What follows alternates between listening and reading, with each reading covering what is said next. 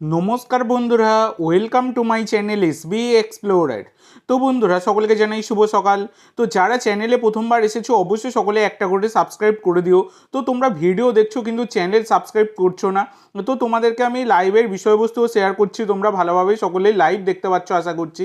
তো সেই কারণে অবশ্যই সকলে একটা করে সাবস্ক্রাইব করে দিও। সাবস্ক্রাইব করা যেহেতু একদমই ফ্রি, তাই একটা সাবস্ক্রাইব করলে কোনো ক্ষতি হবে না, বরঞ্চ আমার খুবই ভালো লাগবে।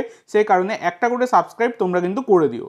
তো প্রথমেই যে আপডেটটা দিয়ে শুরু করব, গতকালকে যে প্রথম ম্যাচটা ছিল সেটা কিন্তু কেরালার সাথে ইন্টারকাশির ছিল এবং কেরালাকে 2-1 গোলে হারিয়ে দিয়েছে কিন্তু ইন্টারকাশি। তো দাদু এখানে কিন্তু কামাল করে দিয়েছে। তো মোহনবাগান সমর্থকেরা অ্যান্টোনিও লোপেজ হাবাসকে দাদু বলেই ডাকে এবং দাদু নাতিদের জন্য জয় উপহার দিয়েছে। তো এটাই হচ্ছে সবথেকে বড় কথা। হাবাসকে সাধারণত আমরা উইনিং কোচ হিসাবেই জানি, তো সেই রকমই হাবাস যখনই জেতে সেইটাই কিন্তু তাকে ভালো লাগে।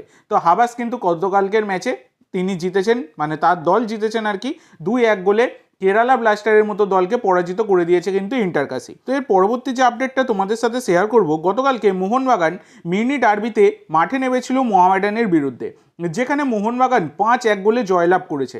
মানে 5 স্টার পারফরমেন্স কিন্তু মোহনবাগান দিয়েছে। তো সব কিছুই ঠিকঠাক রয়েছে, কিন্তু একটা গোল যদি না হজম করতো তাহলে কিন্তু আরও ভালো হতো। ভিশাল কাই তার একটা কিন্তু ক্লিন শিট পেতো। যাই হোক, খেলারই অঙ্গ, গোল খাওয়া গোল দেওয়া সবই ব্যাপার। তো গতকালকের ম্যাচে দুর্দান্ত পারফরমেন্স কিন্তু রবসন রবিনও দিয়েছেন।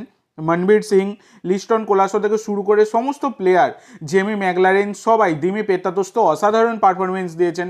তো সব প্লেয়াররাই কিন্তু দুর্দান্ত পারফরমেন্স দিয়েছে। তো কালকের ম্যাচে সবথেকে বড় এক্স ফ্যাক্টর যেটা ছিল সেটা রবসন রবিনো। তো রবসন রবিনো জোড়া গোল দিয়েছে, দেওয়ার পরেই তিনি কিন্তু ইনজিওর্ড হয়ে উঠে গিয়েছেন।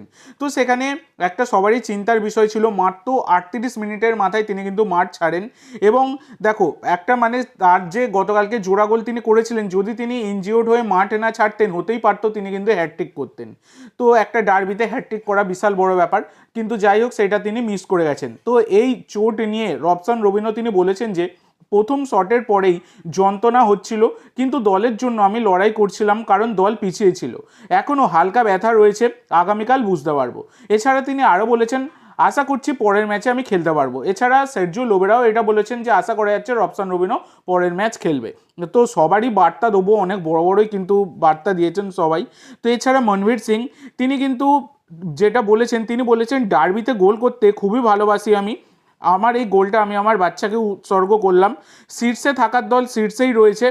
তো এটা কিন্তু তিনি বলেছেন, মানে মোহনবাগান শীর্ষে থাকার দল তারা শীর্ষেই রয়েছে। এটাও তোমাদেরকে বলে দিই, মোহনবাগান কিন্তু টেবিল টপে চলে গেছে সকলকে টপকে। গোল ডিফারেন্সের দিক থেকে শুরু করে, পয়েন্টসের দিক থেকে শুরু করে সব কিছুতেই মোহনবাগান কিন্তু এগিয়ে গেছে এবং 1 নম্বরে চলে গেছে।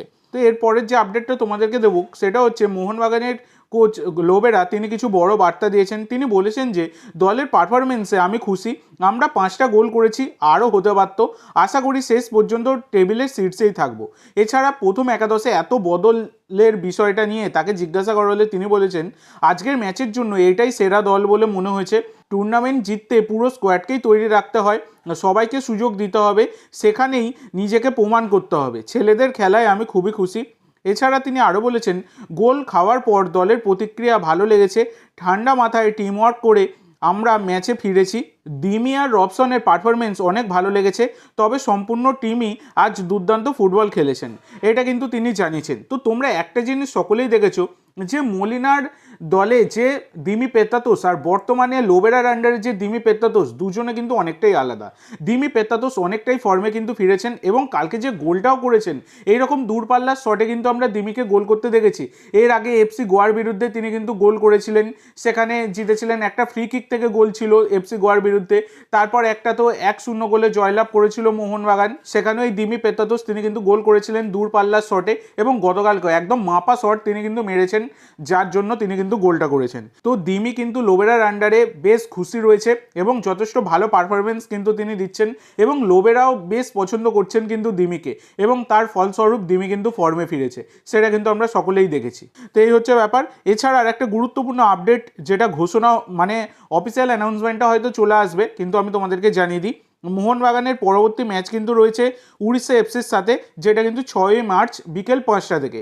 তো এই ম্যাচের ভেন্যু কিন্তু কলিঙ্গ স্টেডিয়ামে নয়, এটা আমি তোমাদেরকে আগেই জানিয়েছিলাম যে কথাবার্তা চলছিল।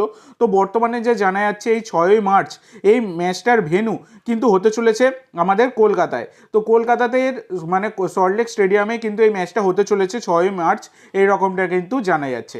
তো আজকের জন্য এইটুকু বন্ধুরা, ভিডিওটি ভালো লাগলে অবশ্যই লাইক করো, শেয়ার করো, আমার চ্যানেলে প্রথমবার এসে থাকলে চ্যানেলটি সাবস্ক্রাইব করো, আর কমেন্ট করে জানাও ভিডিওটি কেমন লাগলো।